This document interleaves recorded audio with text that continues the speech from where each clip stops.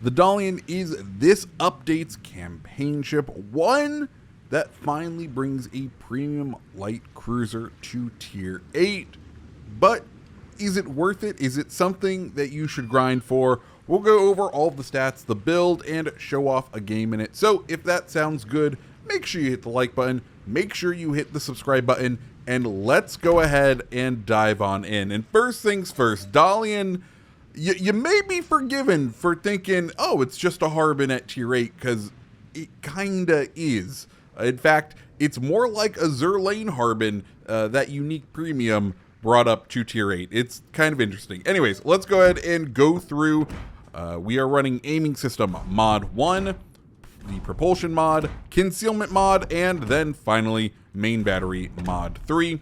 As far as the loadout goes, you have the damage control party, you have the repair party, which will heal 174 health for 28 seconds, meaning it will totally heal 4,872 health, or about one slither of a health bar. You do get 4 charges of it, and it's going to reload in 78.4 seconds.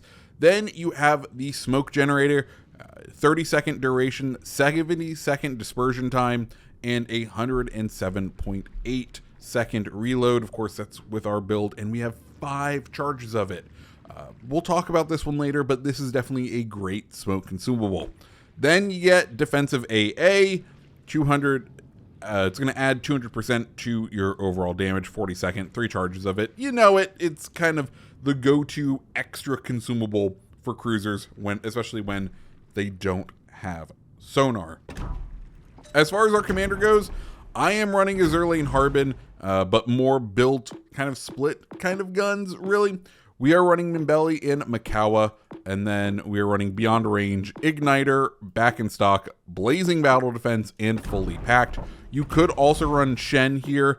I just have him kind of built more around a ship for smoke, and I kind of wanted to specialize Harbin a different way, but you could go for a very similar build running Beyond Range.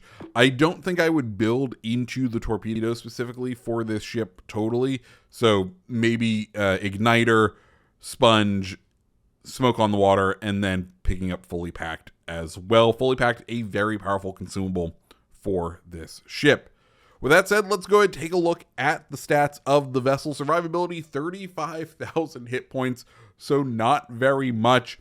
Armor is between 12 and 100 millimeters. And let's just say, you know, we in the teaser image for this ship, they gave it an orange bow. But if you want to look at where this ship has 40 millimeters of bow armor, I don't think that's gonna help much wargaming. I think you could have just given us 16 millimeters, showing us that this thing is going to be made of the usual explodium that these ships are made of.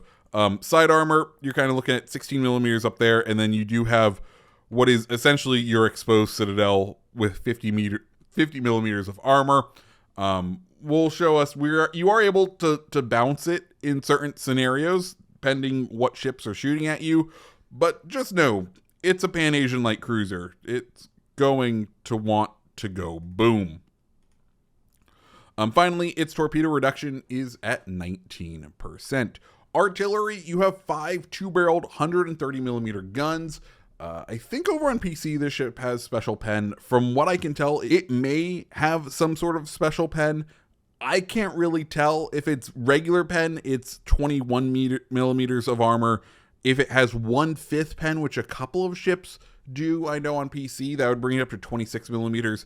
It would be a very deadly ship with quarter pen, but I don't, given how much shattering goes on, I don't think it has quarter pen. So I think we are stuck with like 21 millimeters of pen here, which does get a bit rough. Firing range, 16.4 kilometers, the reload time of 4.2 seconds, 180 time, 10.6 seconds. HE shell damage, 2,000, with a 14.6% chance to set fire.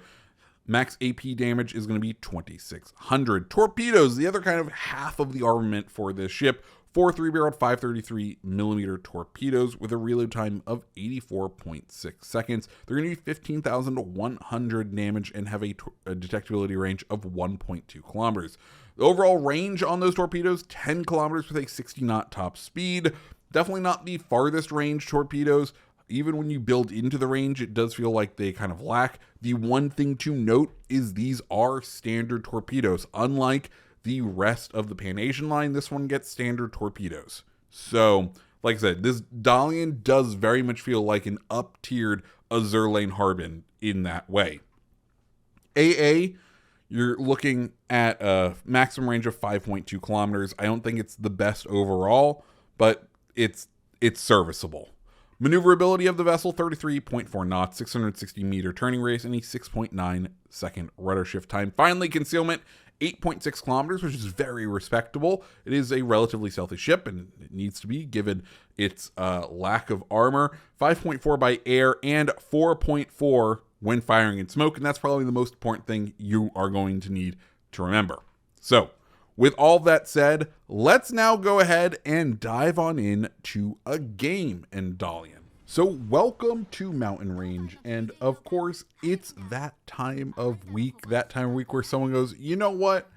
I need less people to compete against because I have no skill in completing the final challenge, and I just don't want to face people from the other console. So some bastard in this game decided to turn off crossplay. So, we can all point and laugh at whoever that is. But that does mean we have a relatively small amount of people, which could be a good or a bad thing for Dalian. It does generally mean that these games become a little bit more aggressive. People want to push in. And as always, with the Pan-Asian ships, when people push in, that's when we have the most success with these ships, because they're designed to kind of counter any sort of push from the enemy. So that's exactly what we are going to rely on here.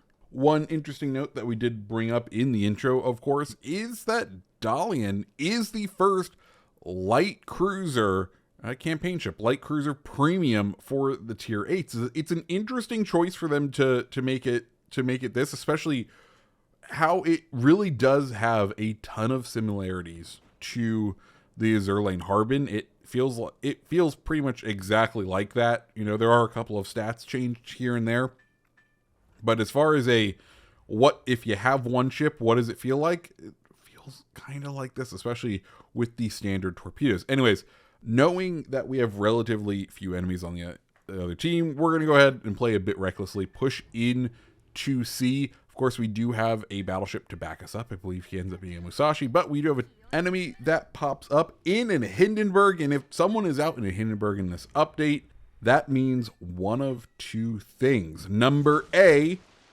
they're a Wargaming staff member, or number B, they're a community contributor, and this one happens to be another community contributor, Hive Hound. So we're going to go ahead and pop our smoke, get ourselves a nice smoke screen, and just start farming away on Hindenburg. Hindenburg is probably a decent matchup for us, just because we do have HE, and HE and German cruisers don't tend to mix very well. Of course, it's more the heavy HE that those German cruisers don't like. But you can see we're doing some pretty good damage into the superstructure of that Hindenburg, and he does also have backup of his own in the Sovietsky Soyuz. So we can go ahead and just start farming these two gentlemen right here. We want to get those fires going. We'll go ahead and wait for the torpedoes to come back up online. Unfortunately, Hive, we missed out on the torpedoes on Hive, which, hey, it is what it is. But we can continue to farm him down. I'm now starting to get a little concerned for myself. That being because, of course, Hindenburg does have that 5.7 kilometer sonar. He's pushing in. If he is running his sonar, we're going to be spotted relatively soon. And we are confetti. We can see he goes broadside, probably to dump torp. So we're going to go ahead and flip over to the AP, see how much we can go ahead and farm out of him while he is broadside like that, and continue backing up. Because once again, we don't know if he has his sonar going. I would assume he does, because we've, shot torpedoes past him already, and that's what I would be doing. But our torpedoes are back up. His torpedoes are coming in. His torpedoes do look like they're going to be good as far as ending, or at least looked like they're going to be for a good hit on our Musashi. And now we are going to go ahead and try to flip over. We were lucky enough to bounce one of his salvos, but with the second salvo coming in, we're going to go wide. We are opening ourselves up very much here, but thankfully our Musashi is able to take out Hive. And, well, unlike him, our battleship did back us up. And, what's this? Just coming in. I do have a prepared statement from Hive. Point out that Dick left me hung out to dry, is what he's saying about his teammate, and can't agree anymore. That Soyuz was like, I see two people over there. I don't know if I want to handle going in with them. I'm just gonna go ahead and reverse out back. Hey, that's his choice. We'll go ahead and take the cap and start focusing on this main that is off to now our port side. We're up to 50,000 damage, which is pretty decent, I think, overall. Now, as far as how Dalian is as a ship overall, personally, I feel like it's a bit of a mixed bag. I am very suspicious, and I'm going to be interested to see if my theory pans out over the next 3 updates, but Wargaming has very much locked a lot of us into basically buying the next 3 updates, no matter what, because we want Hindenburg, right? And I'm wondering if they're going to use this time to release the meh campaign ships. You know what I mean? Because I'll be honest, like, yes, we don't have a light cruiser at this tier, and it does fill that niche. It does fill that hole in the lineup, which is nice. I don't know if it particularly performs that well. I don't know if it really is the ship I would have chosen as, like, oh, I want a premium tier 8 light cruiser. Oh, I definitely want a Pan-Asian one. Like, that, not really at the top of my list, if I'm being honest. But, you know, this is what we get. So I wonder, now that we are locked in to these campaigns, not locked in, but you know what I mean, like they're adding the pressure to buy the campaigns in order to get to get Hindenburg. It makes me curious. Anyways, back to the game. It is a 2v2, a battleship and a cruiser versus 2 battleships on their side. We are going to go ahead and just start focusing down on whichever ship is closer. For us, that's going to be the Soyuz. And you can see we're just going to start setting as many fires as we can. We have this nice spot where we have free farming behind this island. We're able to lob at least our front guns over the island. You can see us trying to find where we can get everything, all the shells to land on him, but he's kind of getting to the point where we need to pull out in front of him. And that's okay, because, of course, we do have the smokes. And shout out to these smokes, because they are wonderful as far as a smoke screen goes overall, because they have this 30-second deployment time, and then they have a 107-second reload time with a 70-second dispersion time. If you have fully packed, what this all nets out to is, if you can proc fully packed the entire time that you are reloading your smoke, or that you're in your smoke, you're only going to be without it for about 16 seconds. So you can very effectively chain smokes together with Dalian, which is very nice. Of course, we kind of lucked out in this game in the fact that we didn't really face a radar cruiser.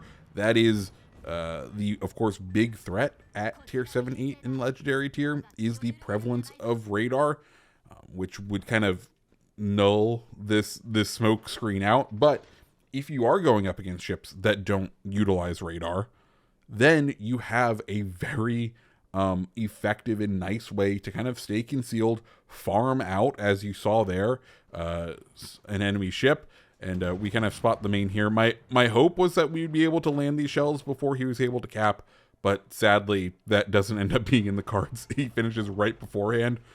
I was like, oh, so close. We almost had the opportunity, but not quite. Anyways, we'll go ahead, try to get behind this island and disengage the main. Thankfully, not able to hit us with those shells, because if he did, explodium once again. these Pan-Asians, not exactly well-armored vessels. So we do have to be careful. But of course, now it's going to be a 2v1, us and our Musashi versus this main. I'm like, okay, which way do we want to go? Or do we want to chase him around this island in case he wants to come back this way? We're going to be able to engage him. We'll go ahead and see if we can get a fire set. He is, of course, using his front guns right now to engage the Musashi. So we just have to worry about the rear guns. But if we can get a fire set, we should be in good shape. Unfortunately for us, he does take out one of our guns, which isn't great. But it appears that, you know, he's kind of accepted his fate. We can go ahead and just set up this torpedo run. So that's exactly what we are going to do. And get ready for whatever else we can do.